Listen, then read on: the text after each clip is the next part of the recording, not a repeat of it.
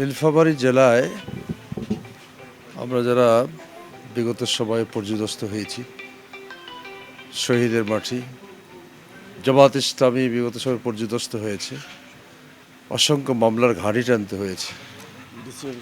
তোমার অন্য কোনো দলের প্রতি এত বেশি অবিচার করা হয় নাই। সেজন্য জনগণ কিন্তু মাজলুমদের পাশে থাকে। আর আলহামদুলিল্লাহ যে জনগণের যে উচ্ছ্বাস, যে উদ্দীপনা, এটাকে কাজে লাগিয়ে আমরা সবাই মিলে একটি নতুন বাংলাদেশ গড়তে চাই।